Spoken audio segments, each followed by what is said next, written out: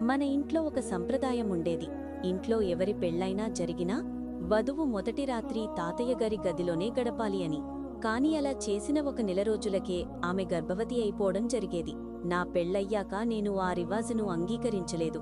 నా భార్యను తాతయ్య దగ్గరకు వెళ్లనీయలేదు.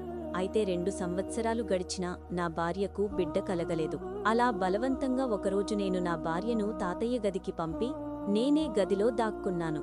తర్వాత నేను చూసింది నా రోమాలు నిక్కపొడుచుకునేగా చేసింది. పెద్దవారు ఏ కుటుంబానికైనా ముఖ్యులే. కాని పెద్దవారే తప్పుదారిలో నడిస్తే ఆ కుటుంబం పరిస్థితి ఏమవుతుంది? నా తాతయ్య నాకు ఒక ఆదర్శ వ్యక్తి. కాని వారి అసలు నిజం తెలిసేవరకు మాత్రమే. వారు ఇంత దిగజారిపోయారని నాకు అసలు తెలియదు.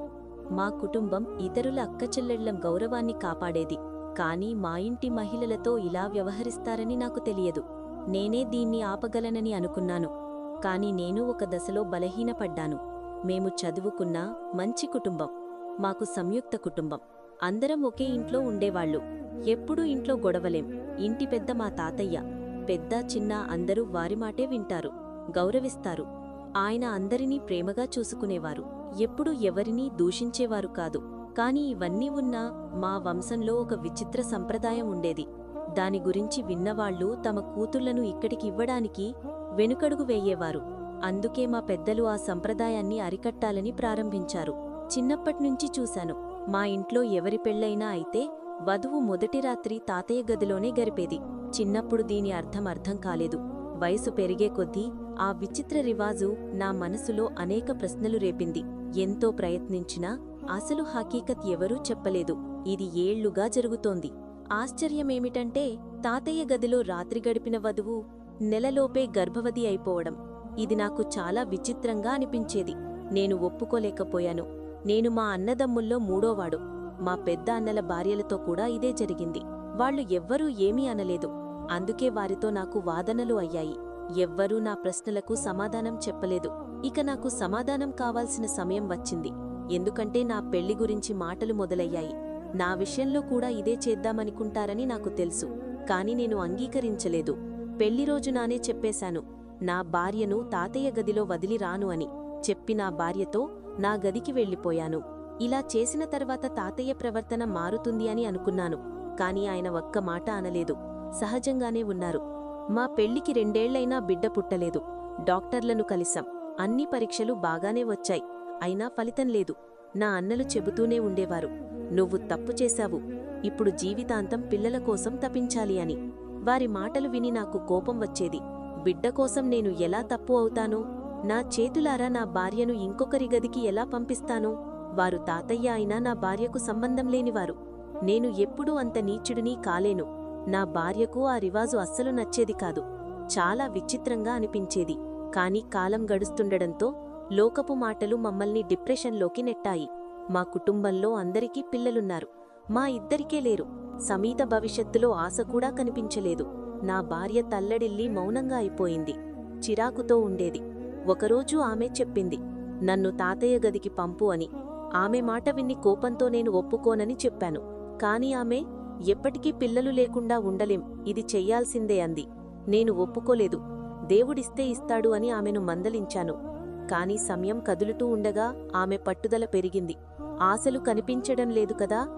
నేను లోలోపల అదే పనిగా ఆలోచించాను. మిగతావారు తమ భార్యలను మొదటి రాత్రికే తాతయ్య గదికి పంపేశారు.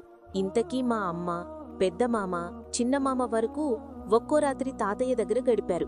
అయితే నా భార్య గడిపితే ఏమవుతుంది? చివరికి బలవశంగా ఒకరోజు తాతయ్యను అడిగాను, ఈ రాత్రి నా భార్యను మీ గదిలో వదిలి వస్తాను అని.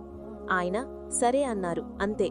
రాత్రి వచ్చాక ముందే నేను గదిలో దాక్కుని ఏమవుతుందో చూడాలనుకున్నాను. మాత్రమే కాదు, ఒక్క రాత్రి తాతయ్య గదిలో ఉన్నాకని దేవుడు బిడ్డనిచ్చాడు. ఇక నా మనసు ప్రశాంతమైంది. బిడ్డ నాదేనన్న నిశ్చింత. చుట్టుపక్కల గమనించాను. నా అన్నలందరికీ 2, 3 పిల్లలు. వారి భార్యలు ఒక్క రాత్రి మాత్రమే తాతయ్య గదిలో గడిపారు. అంటే నా అనుమానం తప్పే. అయితే తాతయ్య గదిలో రాత్రి గడపటం ఎందుకు తప్పనిసరి? అక్కడి ఏమవుతుంది? వధువును ఎందుకు జ్ఞానహీనురాల్ని చేస్తున్నారు? ఈ రహస్యం తెలుసుకోవడం నాకు అత్యవసరం. నా చెల్లెరోడి పెళ్లి గురించి ఆలోచన మొదలైంది. అతని భార్యతో మళ్లీ అదే జరగకూడదని అనుకున్నాను. ఎలా తెలుసుకోవాలి? తాతయ్యనడిగితే ఆయన ఎప్పుడూ మోసం చేస్తూ కష్టకాలం దాటిపోయింది అని చెప్పి మౌనంగా ఉండేవారు. ఆయన ఎలాంటి కష్టకాలం గురించి చెప్తున్నారో అర్థం కాలేదు. 1 సంవత్సరం గడిచింది. నా తమ్ముడి పెళ్లి వచ్చింది. మళ్ళీ ఇదే జరగబోతుంది అని అనుకుని ఈసారి గదిలోనే దాక్కోవాలని నిర్ణయించుకున్నాను. పెళ్లి రోజున ఒక స్నేహితుడు అనారోగ్యంతో ఉన్నాను, వెళ్ళాలి అని అందరి ముందు చెప్పి బయటకు వెళ్లాను. వెంటనే వెనుక ద్వారం వద్ద కిటికీదారిగా తాతయ్య గదిలోకి జారుకున్నాను. ఆయన అప్పటికీ గదిలో లేరు. నేను దాక్కున్నాను. తాతయ్య, కొత్త వధువు ఎప్పుడు వస్తారో ఎదురుచూశాను. కొద్దిసేపటికి తాతయ్య గదికి వచ్చారు. కాని వధువు రాలేదు. బయటనుంచి వాదనలు వినిపించాయి. మా ఇంట్లో ప్రతి వధువు వచ్చినప్పుడు జరిగే అదే వాదనలు. పెళ్లి రోజున వధువు తన భర్త కోసం అలంకరించబడుతుంది. మొదటి రాత్రికే వేరే మగాడి దగ్గరకు పంపితే భరించలేకపోతుంది. ఈ డ్రామా ఎన్నేళ్లుగా చూస్తూనే ఉన్నాను కనుక నిశ్శబ్దంగా ఉన్నాను. చివరికి మాతో జరిగినట్లే జరిగింది. కొద్దిసేపటికి వధువు గదిలోకి వచ్చింది. ఆమె వచ్చగానే తాతయ్య బాత్రూంకి వెళ్లారు. వధువును చూసి దయవేస్తోంది. ఆమె భయంతో వణుకుతోంది. కొద్దిసేపటికి తాతయ్య బయటికి వచ్చి ఆమె తలపై చెయ్యి వేసి, బిడ్డా, భయపడద్దు, ఏమీ కాదు అన్నారు. మాటాడుతూనే జేబులోంచి రుమాలు తీసి ఆమె ముక్కుపైన పెట్టారు. 1 నిమిషంలోనే ఆమె అచేతనమైంది. ఇక్కడి వరకు నాకు ముందే తెలుసు, తర్వాత ఏమి చేస్తారు అనే ఉత్కంఠ. తాతయ్య ఆమెను మంచంపై మెల్లగా పడుకోబెట్టి దుప్పటి కప్పేశారు. కాని తర్వాత చూసింది నన్ను ఉక్కిరిబిక్కిరి చేసింది. అంతా రాత్రంతా గదిలోనే కూర్చున్నాను. తెల్లవారుజామున తాతయ్యకు నిద్ర కలగ్గానే కిటికీదారిగా బయటికి వచ్చాను. చూసిన తర్వాత తాతయ్యను ప్రశ్నించాల్సిందే అనిపించింది. కాని నేను ప్రశ్నిస్తే నాకు రహస్యం తెలిసిపోయిందని ఆయనకు తెలుస్తుందనే భయం. ఇంతదాకా ఎందుకు దారి తీసుకున్నారో ఏమిటి అని ఎన్నిసార్లు మాటల మధ్య అడగడానికి ప్రయత్నించాను. తాతయ్య ఎప్పుడూ మాట తప్పేవారు. ఈసారి మాత్రం 2 నెలలు గడిచినా వధువు గర్భవతి కాలేదు. అందరికీ ఆందోళన. దేవుడు ఆలస్యమై ఉండొచ్చు అని ఎదురుచూశారు. తాతయ్య, ఈ రహస్యం మరెవరికో తెలిసిపోయింది అనిపిస్తోంది అన్నారు. అందరూ ఒకరినొకరు చూశారు. తాతయ్య, ఈ ఇంట్లో ఎవరో మనిషికి రహస్యం తెలుసు. అది తెలియకపోయుంటే ఇప్పటికే వధువు గర్భవతి అయ్యేది అన్నారు. నేను ఆశ్చర్యపోయాను. తాతయ్యకు ఎలా తెలుసు? అయినా మౌనం వహించాను. కొంతకాలానికి తాతయ్య అనారోగ్యంతో బాధపడ్డారు. ఒకరోజు అందరినీ పిలిచి, మీల్లో ఎవరికైనా మొదటి రాత్రి వధువు నా గదికి ఎందుకు వస్తుందో రహస్యం తెలుసా? నేను ఎక్కువ రోజులు ఉండను. తెలిసినవాడితో నాకు మాట్లాడాలి అన్నారు. అప్పుడే ప్రశ్నించే సమయం అనిపించింది. నేను, తాతయ్య, నాకు తెలుసు అన్నాను. తాతయ్య, మిగతావారు వెళ్ళండి, నువ్వు దగ్గర కూర్చో అన్నారు. అందరూ వెళ్ళాక తలుపు మూశాను. మొదట ఇది ఎలా తెలుసుకున్నావో చెప్పు అన్నారు. నేను నిజం చెప్పాను, దాక్కుని అన్ని చూశాను అని. అప్పుడు తాతయ్య, ఇప్పుడు ఈ రహస్యం నీ దగ్గర ఒక అమానత్. నీ నాన్న, పెద్దనాన్న, మామలు, అన్నదమ్ములు ఎవ్వరూ ఈ రహస్యం తెలుసుకోలేదు.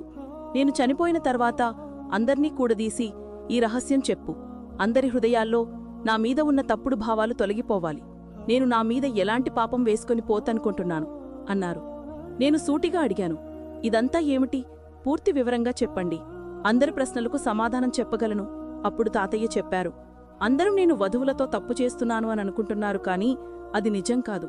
నిజమేంటంటే చాలా కాలం క్రితం, నా తాతల కాలంలో మంత్రతంత్రాలు ఎక్కువగా ఉండేవి. మా వంశంలో ఒక మహిళకు ఒక తంత్రికుడు జాదూ చేశాడు. ఆమెను పెళ్లి చేసుకుని మా ఇంటికి రాగానే ఆ జాదూతో మా వంశంలో సంతానం ఉండకూడదని తాళం వేసేశాడు.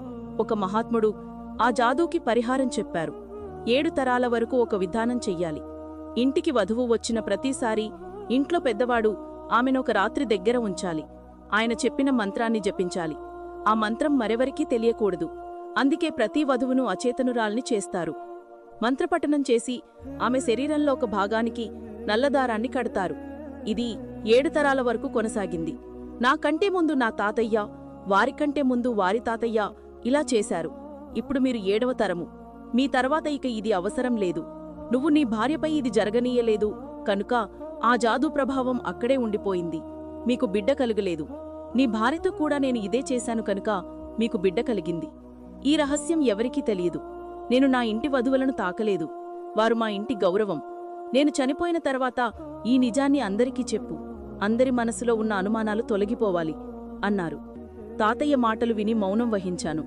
తాతయ్య చనిపోయే వరకు ఈ రహస్యం రహస్యంగానే ఉంచుతానని వాగ్దానం చేశాను. తాతయ్య మరణించిన మరునాడే అందర్నీ కూడదీసి రహస్యాన్ని చెప్పేశాను. అందరి అనుమానాలు తొలగిపోయాయి.